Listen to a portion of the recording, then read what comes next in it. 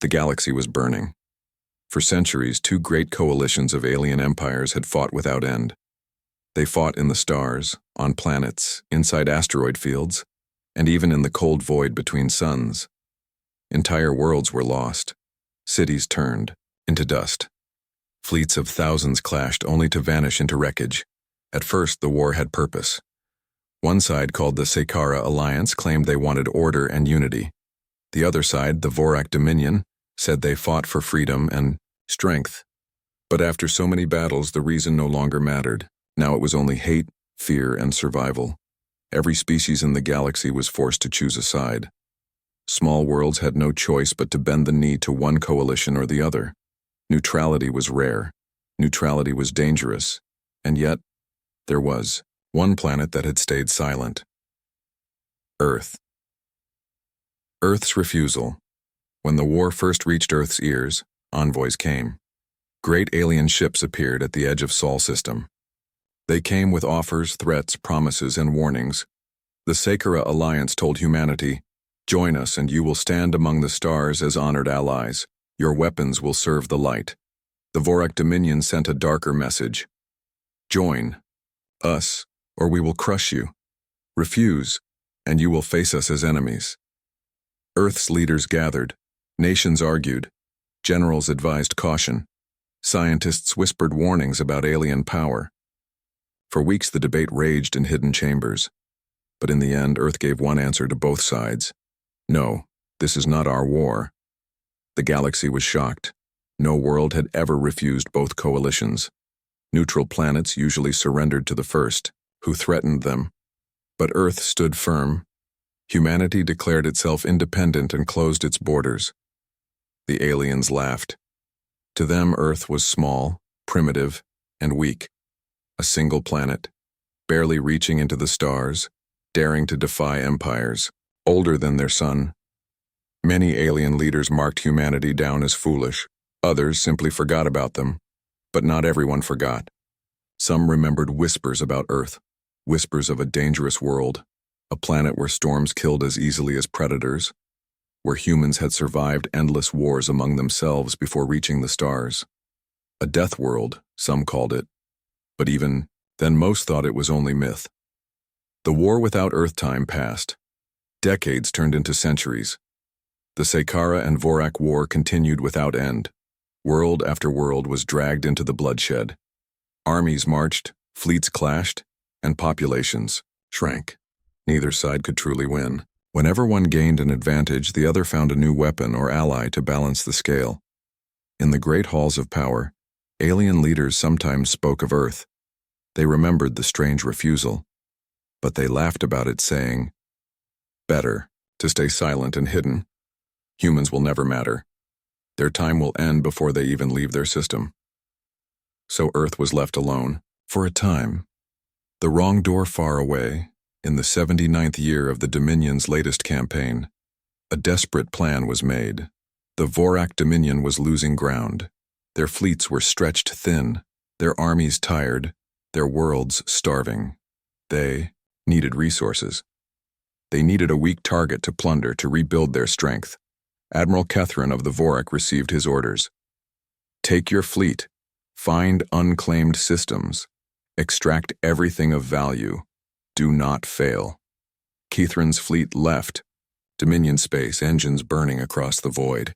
For weeks they searched, scanning suns, probing asteroid belts, testing planets.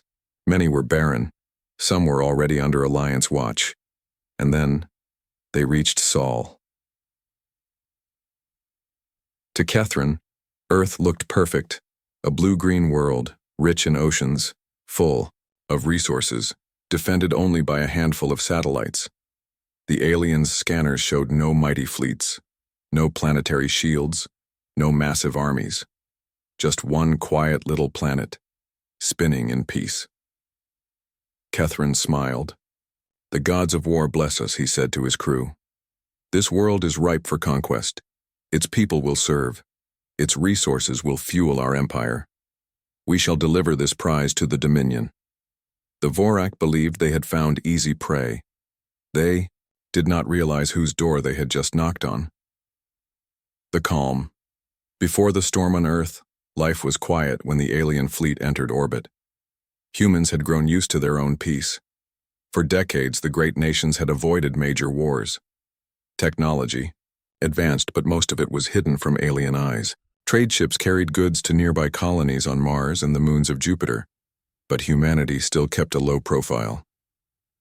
When the Vorak fleet appeared, alarms rang across Earth's skies. Governments rushed into emergency meetings. Citizens looked up, seeing strange shadows crossing the stars. At first, many feared Earth was doomed. Alien warships filled the heavens, their weapons glowing with terrible light. Messages poured into Earth's networks. The aliens broadcast their demands. Catherine's voice thundered from orbit. Humans of Earth, the Vorak Dominion claims your world.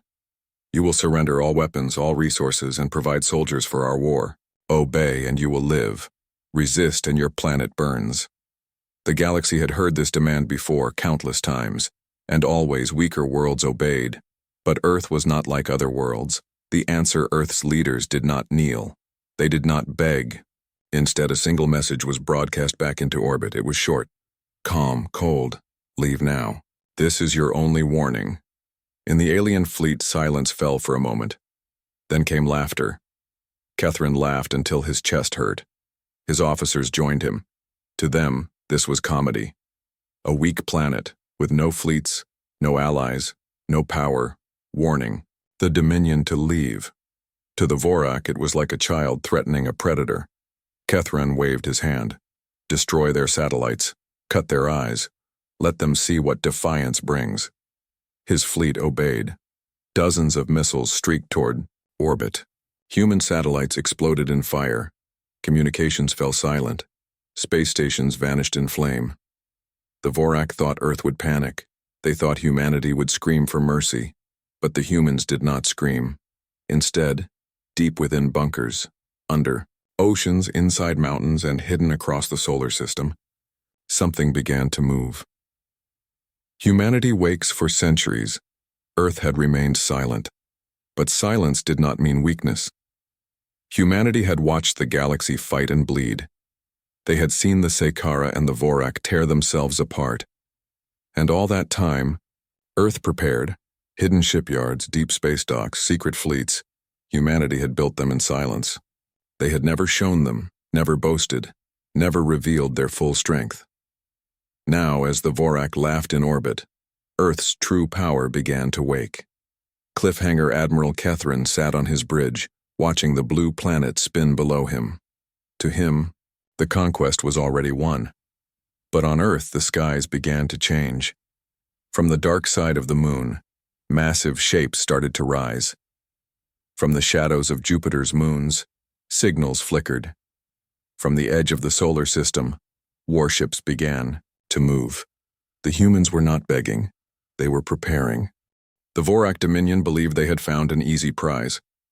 Earth, a quiet blue and green planet on the edge of the galaxy, had no visible defenses, at least none the aliens could detect. To them, it was a backwater world, weak and insignificant. Admiral Catherine's fleet moved confidently toward Sol system, weapons ready, fleets aligned, and tactics well rehearsed. But Earth had been waiting. The calm. Before the strike on the surface, humanity continued its daily routines. Cities buzzed with life. Ships moved in orbit and beyond, but nothing appeared threatening. Scientists studied the stars, engineers repaired orbital stations, and governments monitored alien signals quietly. Citizens went about their lives unaware of the invisible storm approaching. In hidden command centers deep underground, military leaders reviewed the incoming alien fleet. Humans had observed the galaxy for centuries, learning its patterns, tactics, and weaknesses. They had prepared for this day in silence, and now the moment had arrived. The Vorak fleet approached Sol system, expecting immediate surrender. Their sensors scanned for threats but detected nothing unusual. "The planet is undefended," Catherine said with a sneer. "A simple occupation.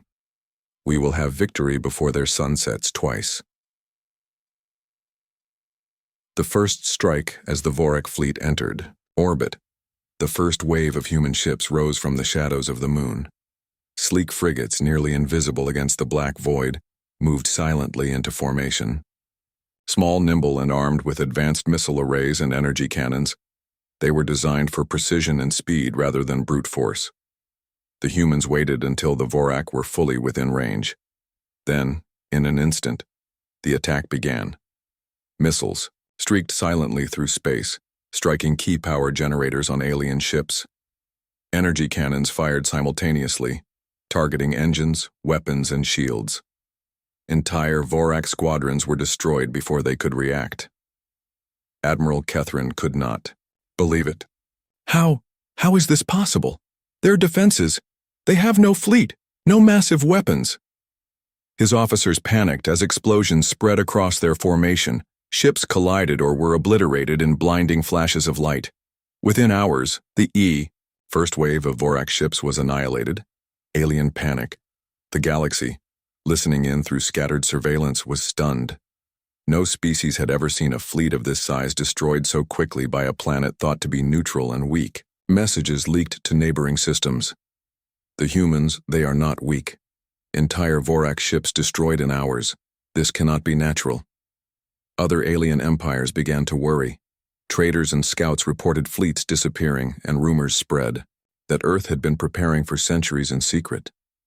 Once dismissed legends of humans surviving deadly storms, predators, and harsh planets suddenly seemed real and terrifying. Humanity's strategy, unlike alien forces, humans did not rely on overwhelming numbers. They relied on strategy, coordination, and adaptability.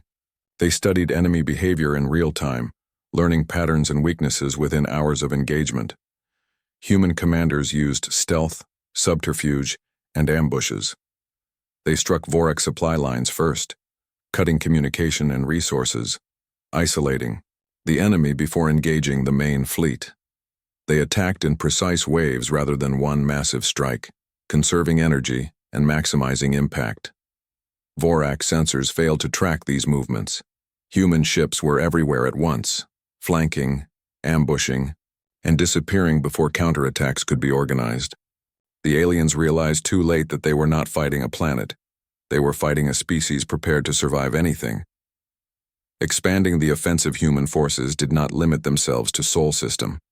Scouts and fleets deployed across nearby systems, striking Vorak outposts, supply stations, and orbital defenses. Each target was chosen to weaken the enemy gradually, while preserving their own strength. Asteroid belts became ambush zones. Nebulae masked human frigates and bombers, allowing them to strike without warning. Vorak convoys were captured or destroyed with surgical precision. Communications across Dominion sectors were disrupted, leaving alien commanders confused and uncoordinated. The psychological edge humans understood more than weapons. They understood fear. Alien morale began to collapse. Soldiers panicked at the unexpected attacks. Commanders argued over tactics that were no longer effective. Rumors spread within the Vorak fleets. The humans cannot be defeated. They adapt faster than we can plan. Even neutral species took notice. Worlds that had quietly observed the war from afar now watched humanity with a mix of fear and fascination. Whispers circulated. This planet we ignored. It may decide the outcome of the war. Vorak desperation, Kethrin grew desperate. He ordered reinforcements from nearby systems, but human fleets intercepted them before they could arrive. Each new squadron of Vorak ships was met with ambushes, traps, and devastating counterattacks. Fleet after fleet was destroyed, and survivors surrendered, fearing the humans more than the death of their own commanders. "Withdraw," Kethrin finally ordered. "Regroup in safer space." But the humans anticipated this move.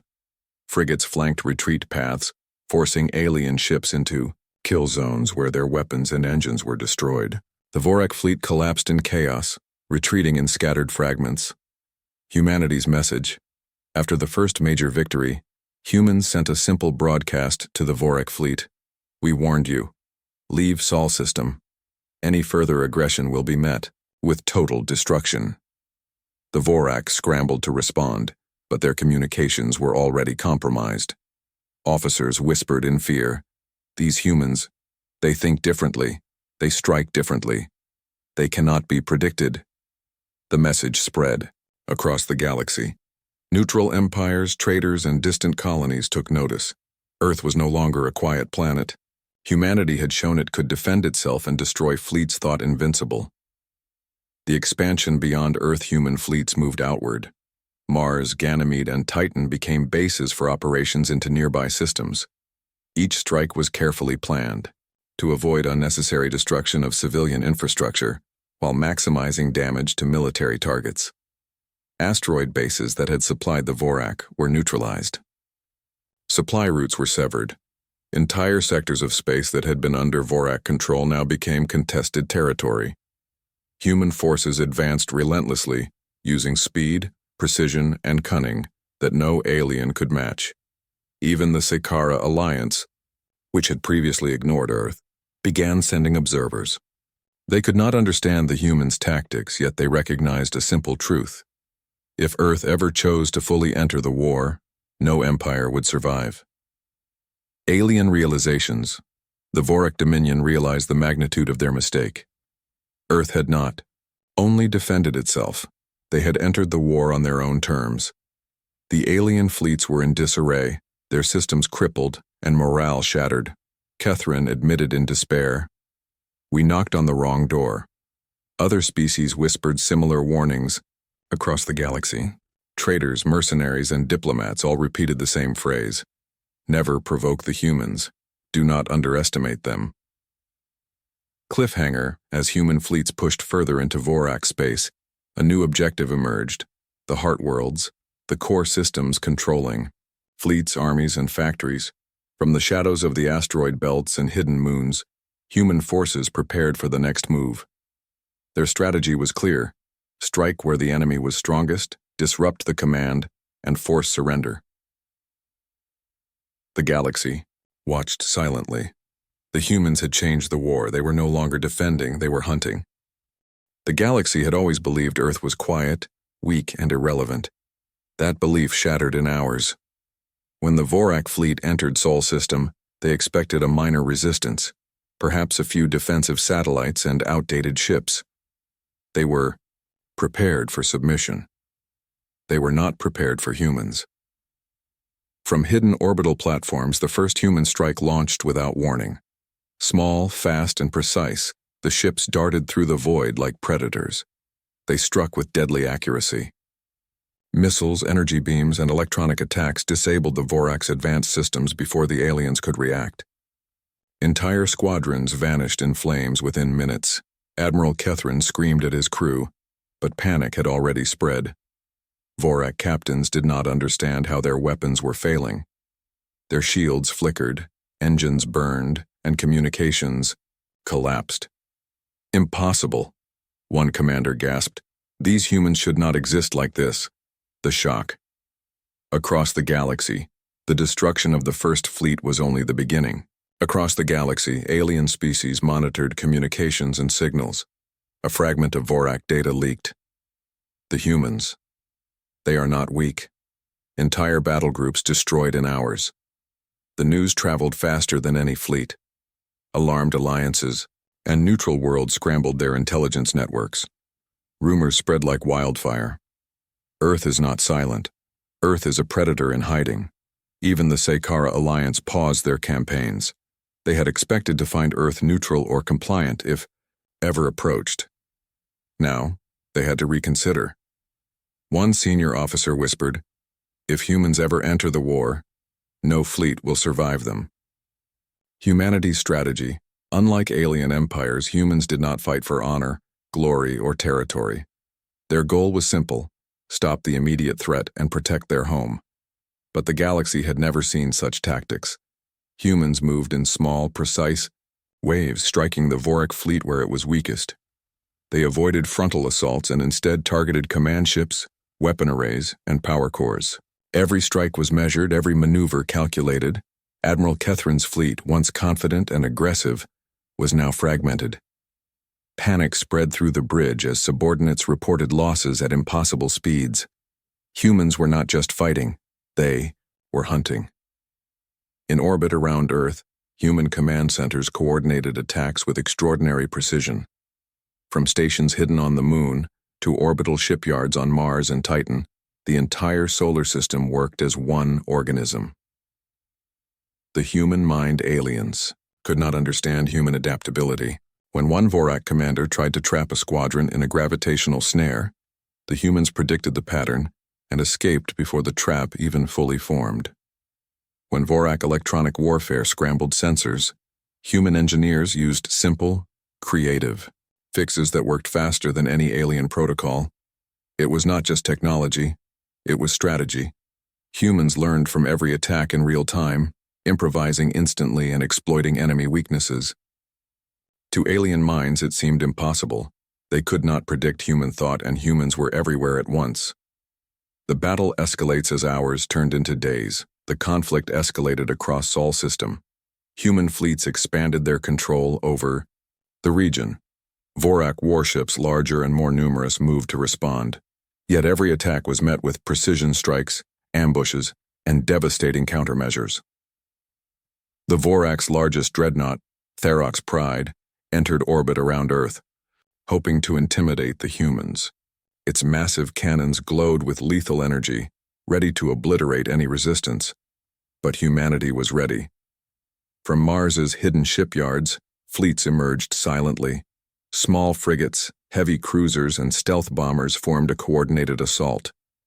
They avoided the dreadnought's main guns, attacked weak points, and overloaded its shields in minutes. Tharok's Pride exploded spectacularly, fragments raining into the asteroid belt. Vorak officers could barely comprehend the destruction. They are everywhere, and nowhere at the same time.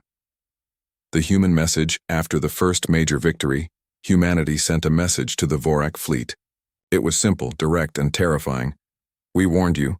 Leave Sol system, defy us again, and your entire fleet will be destroyed. Catherine's voice was furious. How dare they? A single planet. They defy the Dominion? The Vorak fleet hesitated.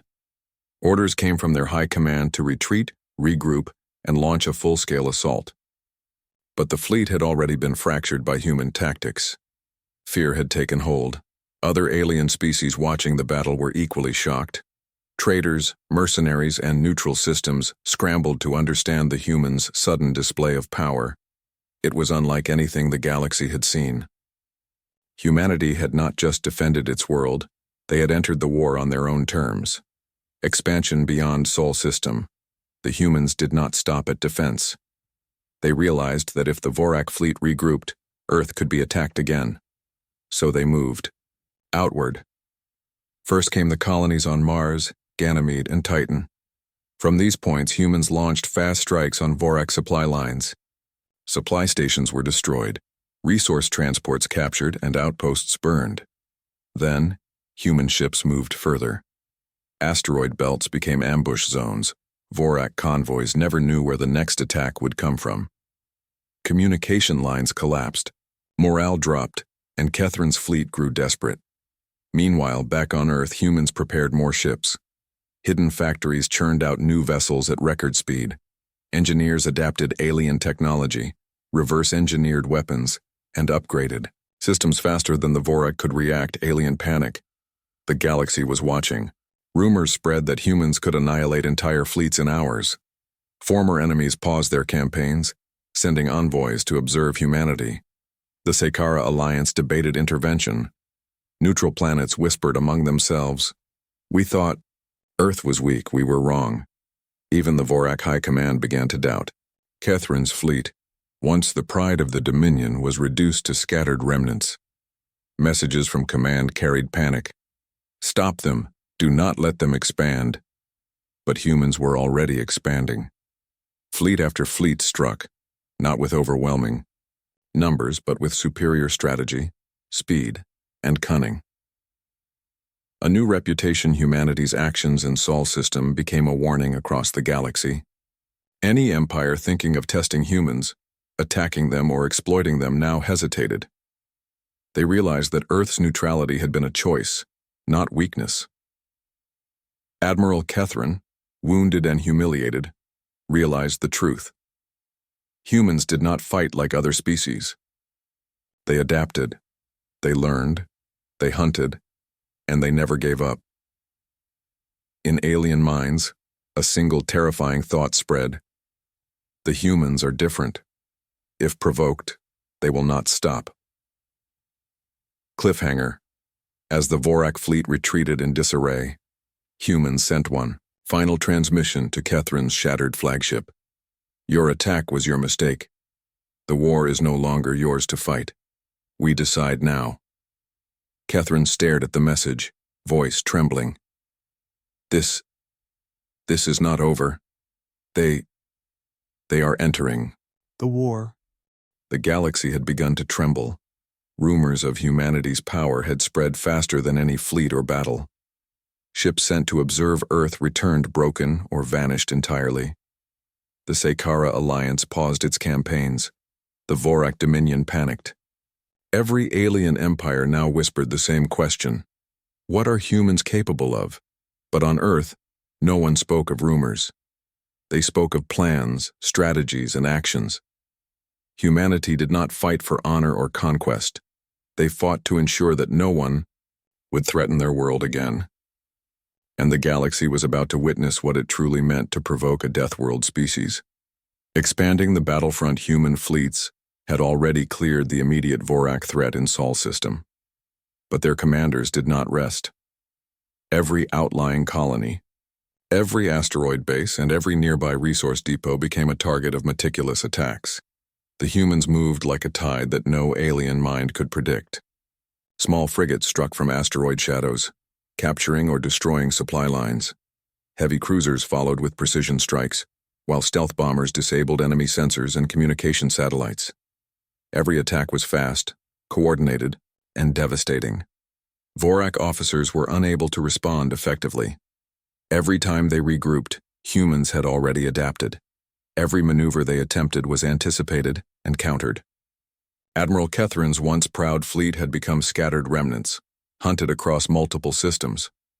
Alien fear and confusion.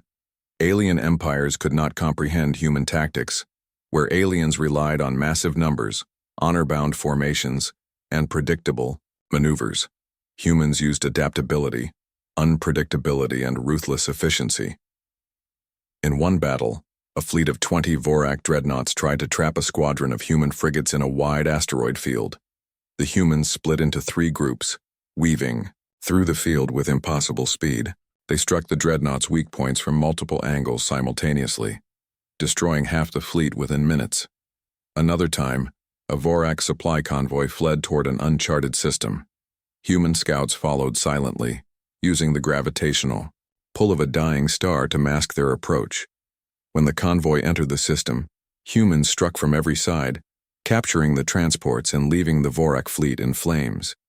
Even alien engineers admitted defeat in private.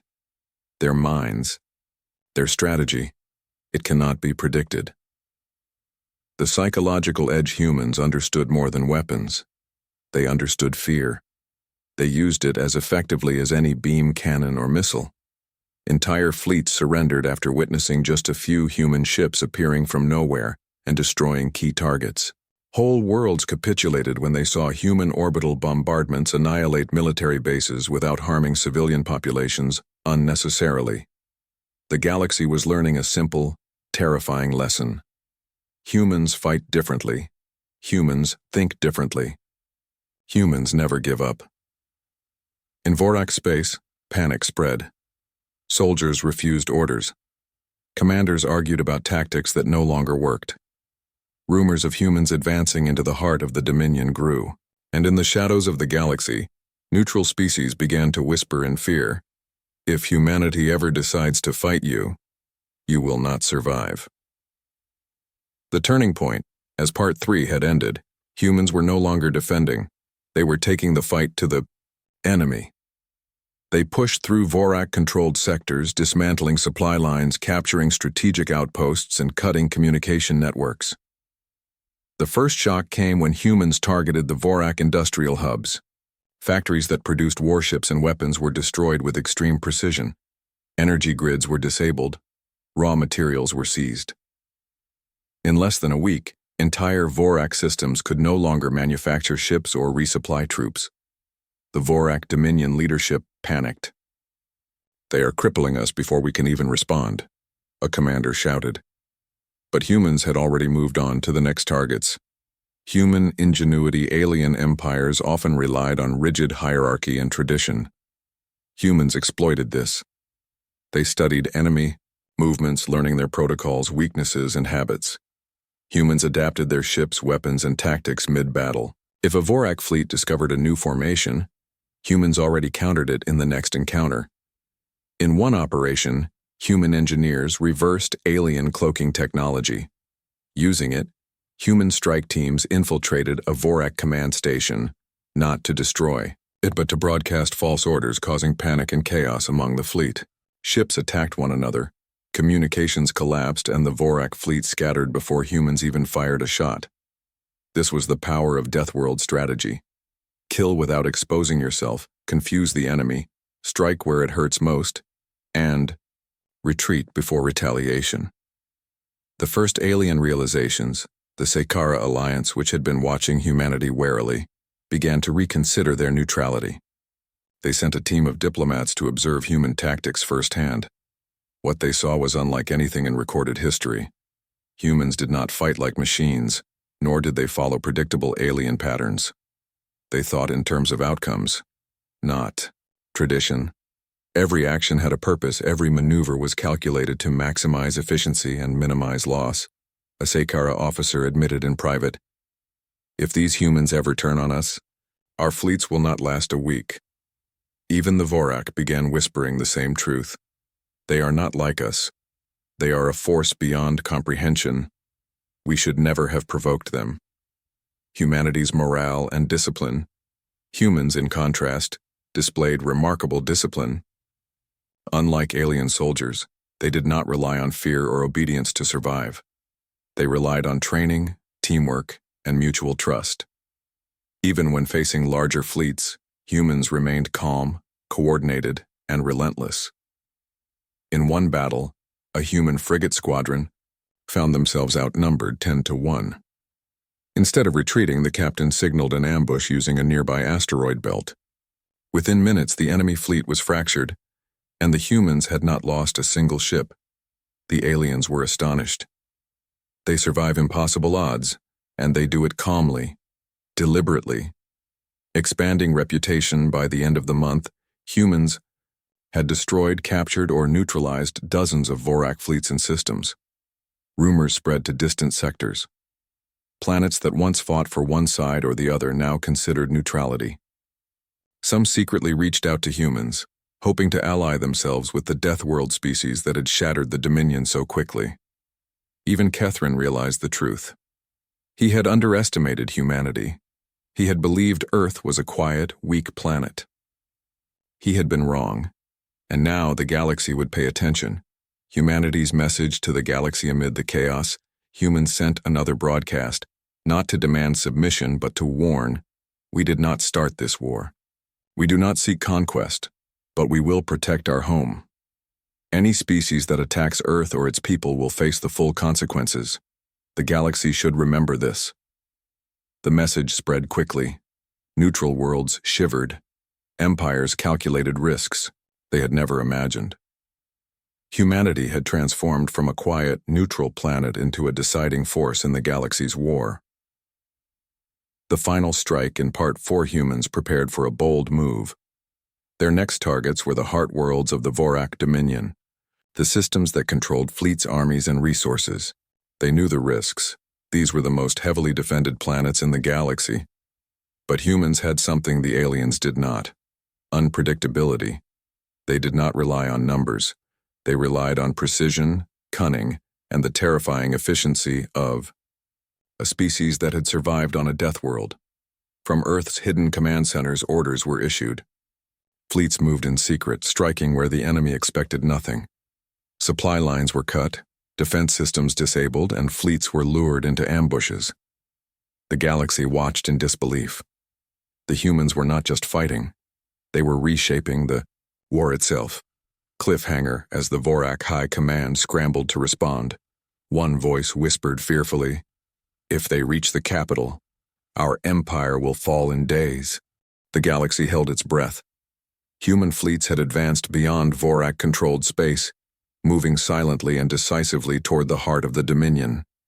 Entire alien empires had watched Earth's rise in awe and terror, but none had seen anything yet. The humans were calm, methodical, and deadly. They did not fight for glory or empire. They fought for survival, for justice, and to ensure that the mistake of knocking on their door would never be repeated. Admiral Kethrin, once proud and confident, now trembled before the truth.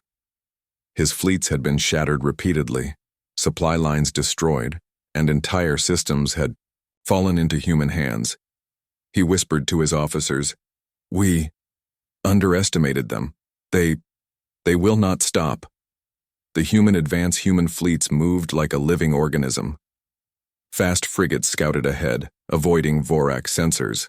Heavy cruisers advanced behind, striking undefended supply stations. Stealth bombers disabled planetary defenses.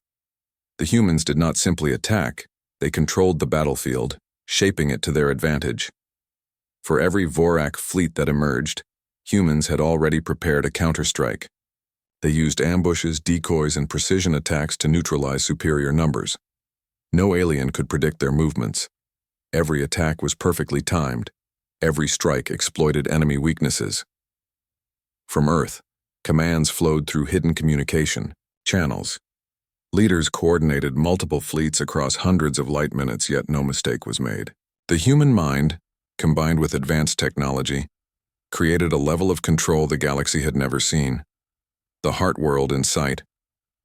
After months of relentless campaign, the human fleets reached the Vorak capital system. It was heavily defended, with massive planetary shields, thousands of warships, and automated weapon platforms designed to annihilate anything that approached. Vorak generals believed their victory was certain. They had prepared for invasions, rebellions, and uprisings, but nothing like this. Nothing could match the strategy, speed, and adaptability of humanity. Admiral Kethrin tried to rally what remained of his forces. "Hold your positions, repel them at all costs. Do not let them enter the capital system." But his voice trembled. Panic had spread through his ranks. The humans had already entered orbit of key defensive stations without detection. Precision. Strikes begin. The humans did not rush in blindly. They first targeted the control stations that governed planetary shields. In one coordinated strike, a squadron of frigates, supported by stealth bombers, disabled the main power generators on the capital planet. Shields flickered, then collapsed. The Vorak were shocked. "Impossible! How did they—" One commander yelled before his own ship was destroyed by a precise salvo of human missiles. Next, human forces struck at the orbital weapon platforms. Using advanced calculations and stealth maneuvers, they destroyed the weapons before they could fire. Entire battalions surrendered, rather than face annihilation. The galaxy watched in horror. The humans were not just fighting. They were dismantling the Vorak Empire piece by piece. The ground assault humans were not content with space superiority. They deployed ground forces to key cities, taking care to neutralize military targets, without unnecessary civilian casualties. Their soldiers moved with deadly efficiency, using alien technology against its makers. Vorak leaders realized too late that humans were not a conventional enemy. They fought with intelligence, adaptability, and ruthlessness that no alien army had ever seen. Every failed defense emboldened the humans. Every resistance was crushed with precise tactics. Even the civilians of Vorak worlds began to surrender. Many species whispered the same fear-stricken words. "The humans are unstoppable. They do not fight like us. They think differently. They survive where we fail." Turning the war with the Vorak capital under siege, the humans delivered a decisive blow. They captured the planetary command center, disabling the remaining defenses and gaining control over the surviving fleets. The Vorak Empire, once proud and unchallenged, collapsed from within. Admiral Kethrin, watching from a hidden cruiser, understood the truth. "This is the cost of knocking on the wrong door," he muttered. His fleets were scattered, his command broken, his empire crumbling. Humans made no unnecessary violence. They ensured the planet would continue to function, showing their discipline and strategy. But their message was clear. Anyone who attacks Earth or its people will be destroyed. The Galaxy Responds word spread quickly. Every alien species, neutral or otherwise, realized that humanity was a force beyond reckoning. Fleets that once challenged each other paused, fearful that humans could strike at any time. Traders, diplomats, and military strategists studied Earth's campaigns, hoping to learn how to survive. Even the Sakara Alliance, which had once dismissed Earth as irrelevant, recognized the new reality. Humanity had not sought glory or conquest. They had acted out of necessity. And yet, the result was undeniable. Earth controlled the outcome of the war. Alien leaders whispered privately, "Never provoke them, never challenge them. They are the deciding force in this galaxy." Humanity's warning, after the fall of the Vorak, capital humans sent a broadcast across the galaxy. It was calm, concise, and unforgettable. "We did not start this war. We did not seek your empires. But any species that attacks Earth or its people will face our full strength. Let this message be clear. We defend ourselves, and we do not forgive." The galaxy should remember this. This message reached every corner of the galaxy. Neutral worlds trembled, empires reconsidered their ambitions, and the memory of centuries-long wars shifted. Humanity's reputation as a quiet, neutral planet was gone. In its place stood a civilization feared and respected beyond imagination. The New Order in. The weeks following the Vorak collapse, humanity focused on stabilizing the region. They secured trade routes, repaired critical infrastructure, and ensured civilian populations were protected. Unlike the aliens, humans did not seek to dominate. They sought security and deterrence. The galaxy now understood why Earth had remained neutral for so long. Humans had the power to intervene in any conflict, but they chose to wait, to fight only when necessary, to strike decisively when provoked. In private meetings, alien leaders admitted the truth. No species should ever challenge humanity. Their patience is as dangerous as their strength. Final reflections on Earth.